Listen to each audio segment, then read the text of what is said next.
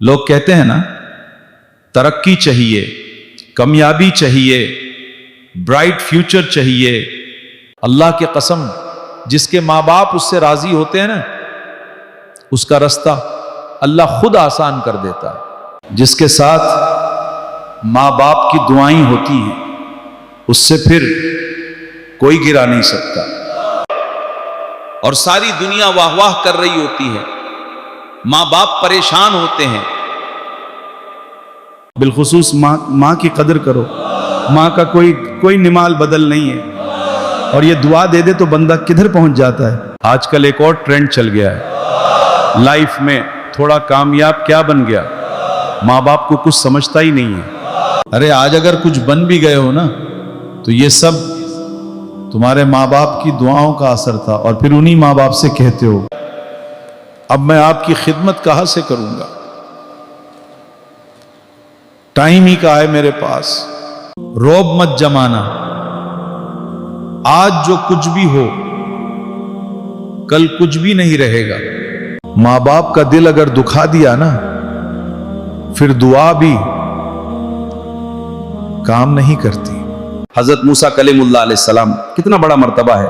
آپ نے ایک بار اللہ کریم کی برگاہ میں عرض کی، مولا مجھے جنت میں اپنا پڑوسی دکھا دے۔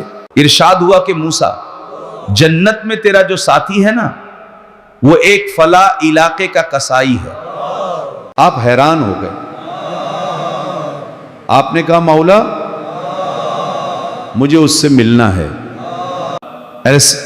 ایڈریس بتایا گیا، آپ وہاں چلے گئے، ایک آدمی نے دروازہ کھولا، آپ اندر گئے، گھر میں 2 بوڑھے ماں باپ تھے، انہوں نے آپ کو دیکھا، انہوں نے آپ کی رسالت کی گواہی دی، اور دونوں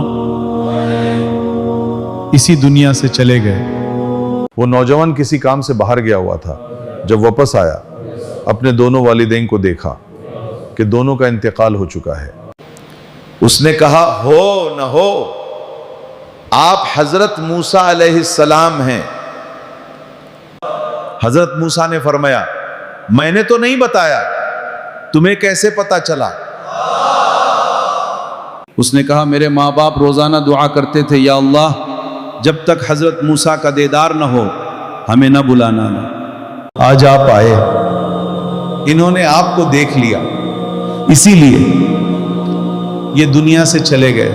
حضرت موسیٰ نے فرمایا تمہارے ماں باپ کیا اور بھی دعا کرتے تھے؟ اس نے کہا میں اپنے ماں باپ کو روز کھانا چبا چبا کر کھلاتا تھا، کیونکہ وہ چابا نہیں سکتے تھے، اور جب بھی میں ان کو کھانا کھلاتا میری ماں دعا کرتی، یا اللہ میرے بچے کو جنت میں موسیٰ کا ساتھی بنا دینا۔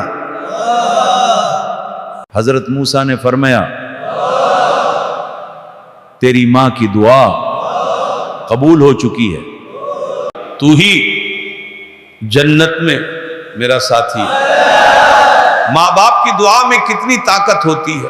یہ وہ دعائیں ہیں جو ماں باپ کے دل سے نکلتی ہیں اور بنا مانگے قبول ہو جاتی ہیں۔